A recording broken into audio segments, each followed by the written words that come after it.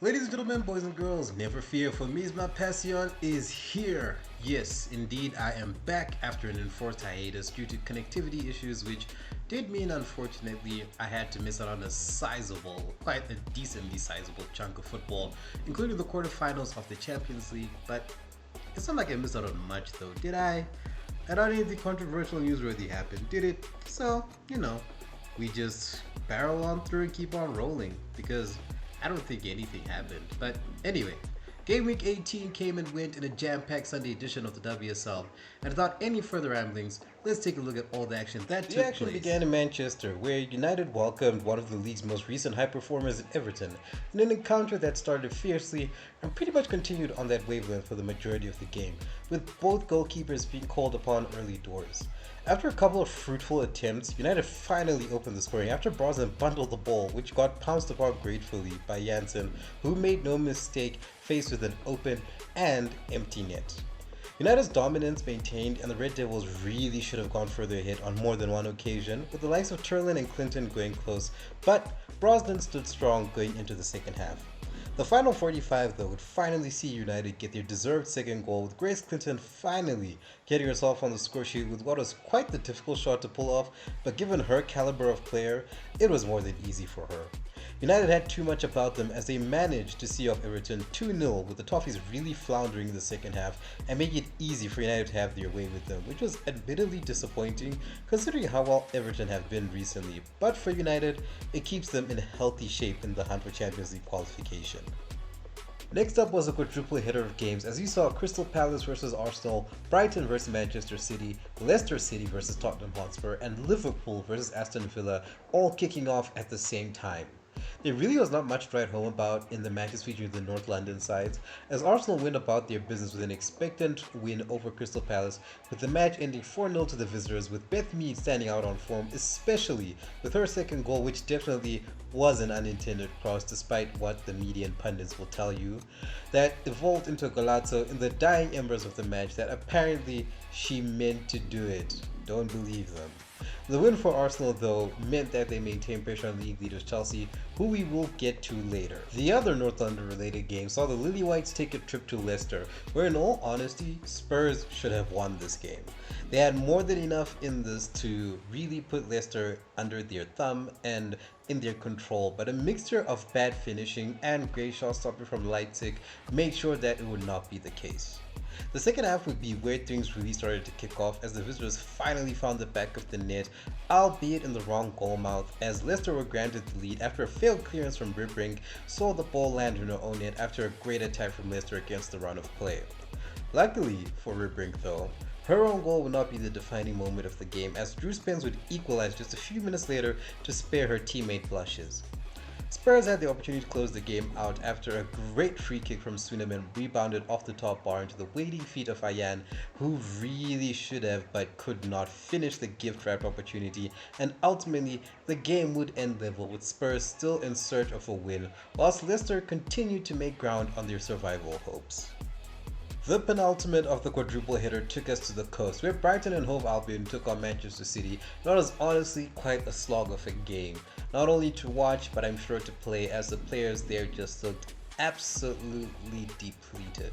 Both teams looked really tired, which is understandable, at least from Manchester City's perspective, given that they were coming off the back of their 4-match series against Chelsea, where they really got schooled. But Brighton, they simply did not show up to this one, which was a shame because the Seagulls were arguably the more dominant side, even though there wasn't much to go about the two. But the differences particularly came in the box, where the Citizens were 2 classes above the hosts. Despite their fatigued state, Man City managed to eke out a decisive 2-1 win with goals in either half from Kasperai and Miedema, with Charlie's Rule grabbing the consolation in a match that honestly accentuated the steep fall from grace Brighton have suffered since the turn of the year, as this loss leaves them a very good and healthy 13 points adrift from Manchester City in 4th after what was initially a very white-hot start to the season for the Seagulls. So hopefully they can take some stock from this season and come back bouncing next season. Liverpool versus Aston Villa would thankfully provide a nice little palate cleanser following on from Brighton versus City, as there was a bit more teeth on show in this one. Liverpool were on top as you'd expect in this game early on and had a few good opportunities to make something happen. But more surprisingly were Aston Villa, who were actually playing somewhat decently and were giving Liverpool quite the fight. The first 45 minutes of the game did not yield anything in terms of goals, but the second half would not be, thankfully, as goal shy, and this would be mainly down to some comical defending at the back from Aston Villa, whereby a pass from Noel Maritz deflected off the foot of Missy Bo Kearns, who looked like she wanted to jump out of the way of the ball, but as already stated, it deflected off her foot and into the path of the bombarding Holland, who was getting chased down by the entire Villa back three in something that looked straight out of a Looney Tunes cartoon. But ultimately, she was brought down by D'Angelo to draw a penalty, so at least Holland's effort did not go entirely in vain. Marie Hobinger would be the one to dispatch the penalty to give Liverpool the lead, and in spite of their lead, Liverpool actually soon found themselves on the back foot, with Aston Villa suddenly bearing down on them with some very close efforts that threatened to put the game back on level terms. Said leveler would eventually be found by substitute Kirsty Hansen, who took it upon herself to force the game wide open, which indeed she did to set up an intense final 20 minutes that could have gone either way, but Villa simply wanted it more. One final throw of the dice from the villains would see a driven cross into the box from Salmon ricochet into the back of the net after the ball came off the foot of Jenna Clark in some humorous karma to not only seal the comeback victory for Aston Villa but also breathe life into their survival hopes in what was honestly an unexpected result, which was nevertheless welcome all things considered, because who honestly wouldn't want a little more jeopardy in the relegation battle? The final game of the Super Sunday saw league leaders Chelsea welcome West Ham United in what was an expectedly difficult match for Chelsea, who were coming off the same levels of fatigue as Manchester City. And they were coming up against an opponent who are anything but pushovers, as this game would show. Despite the evident fatigue, Chelsea showed their mettle early doors with a fantastic 2-goal lead in the space of 5 minutes courtesy of Hamano and Beaver Jones, and West Ham were rocked to say the very least. The Blues continued their dominance and really should have scored another 2 or 3 goals, as Cuthbert, Macario and the likes were cruelly denied by the post time and again. As for the Hammers, some reprieve would be garnered as an errant tackle would see the ball find its way to the feet of Shakira Martinez, who rifled the ball viciously past Hampton to pull one back for the Hammers going into the second half. Despite the goal, West Ham were still decisively no match for Chelsea, who maintained their dominance on the game and yet again should have added to their lead, but their finishing wasn't all that great in all fairness, and as the game wore on, the fatigue was becoming more and more apparent as the Hammers were allowed to come back into it by the hosts, and come back they did.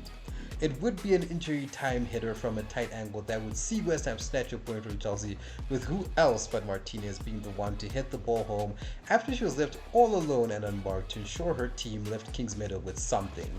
And with the conclusion of that game, so came the conclusion of game week 18 of the WSL, with Chelsea still on top but the margin of points not being quite what it used to be, as you can see on the table here, with the Blues only 6 points ahead of Arsenal and Manchester United, albeit still without a defeat, which is still quite impressive in all fairness. Whereas at the bottom end of the spectrum, miracles are needed across the board, especially for Crystal Palace and Aston Villa, who are becoming increasingly likely to be the ones who face the drop into the championship. But they do have 4 games remaining to try and save themselves, so only time will tell. And that is going to be it for today's video. What did you think of the games played on Sunday? Do you think it's fair to be cramming so many games in just one day? I personally don't think so, but it's not like I'm complaining either. But leave your thoughts on this and anything else in the comments below. Like, share, subscribe if you enjoyed the video, and I'll see you in the next one.